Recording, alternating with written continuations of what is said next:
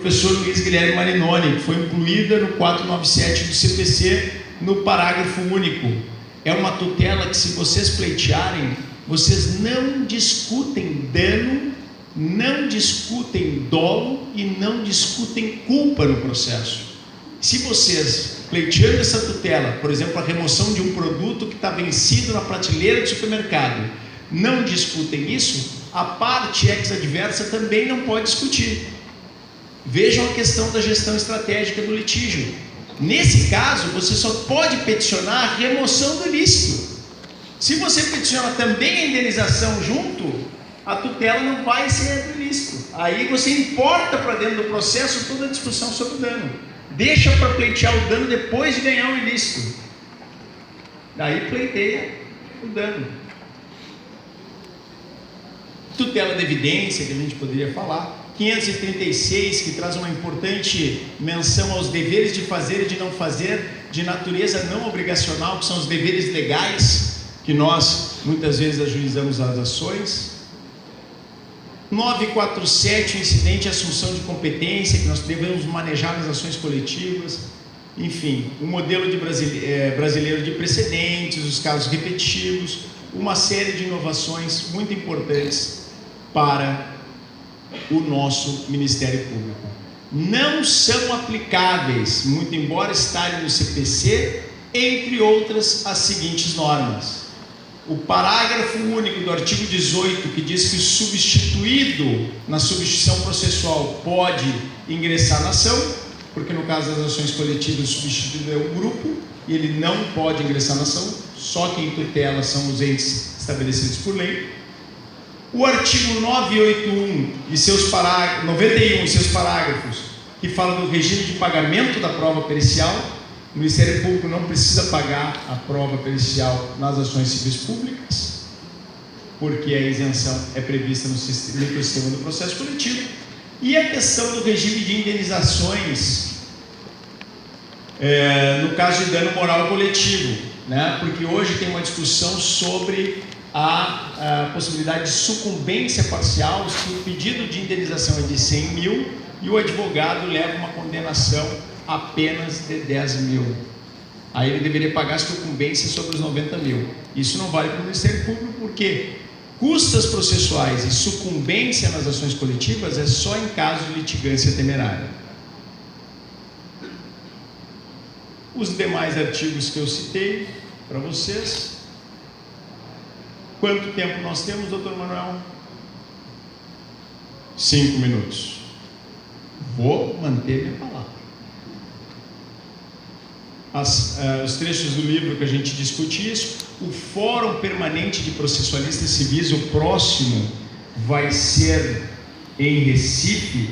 Já tem enunciados, inclusive no grupo que eu participei como relator, que diz que na escolha dos casos paradigmas devem ser preferidas como representativas das controvérsias, lá no IRDR ou no recurso repetitivo, as demandas coletivas às demandas individuais. Então a gente já botou lá um argumento de reforço na doutrina. E os casos que eu havia de discutir com vocês, nós não vamos ter tempo de discutir esses casos, mas eles vão ficar, esse material vai ficar à disposição de vocês. Nós estamos trabalhando muito para evitar os erros nas aplicações desses precedentes do STF, para distinguir o caso da substituição processual, que é a típica ação coletiva que nós ajuizamos, dos casos de representação processual, que são as ações em que há uma autorização dos membros do grupo para que as associações ajuizem as ações.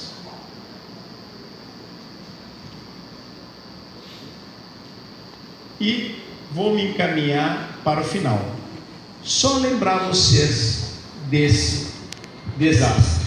Desastre porque foi causado por intervenção humana, não é acidente. Desastre porque foi causado por intervenção humana. Nós precisamos perceber que, do ponto de vista jurídico, é o Ministério Público integrado entre MPF, Ministério Público Estadual de Minas Gerais Ministério Público Estadual do Espírito Santo e Ministério Público do Trabalho, que tem que ser eficiente na tutela integral dos impactos causados por esse litígio de difusão irradiada, que causou uma série de danos. Nós temos aí trabalho para os próximos 30, 40 anos. Agora, é preciso assumir isso como prioridade. É preciso assumir ou perceber que acidente de trabalho, que consumidor individual, que casos, às vezes, muito importantes de idosos individuais, tem que ter um tratamento adequado, e nós temos que garantir este tratamento adequado, mas que às vezes não precisa ser necessariamente pelo Ministério Público. Eu vou usar um exemplo aqui, uma comparação, que até nós temos que ver como nós vamos alocar os nossos recursos. A Defensoria Pública do Espírito Santo tem 2 defensores públicos em Brasília. Não tem defensor público na minha comarca. Tem defensor da TIR.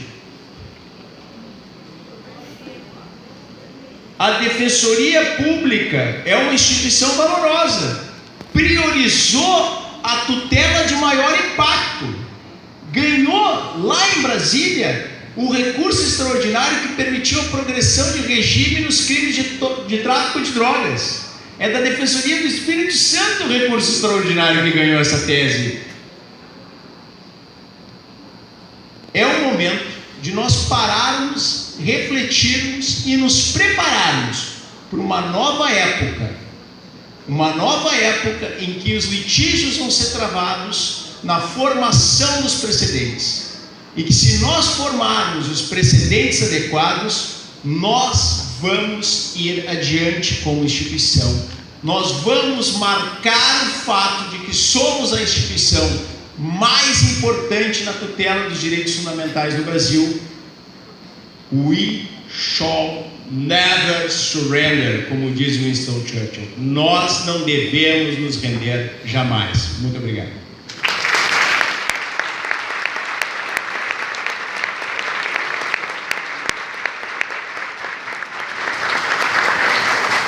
Visitem Vitória.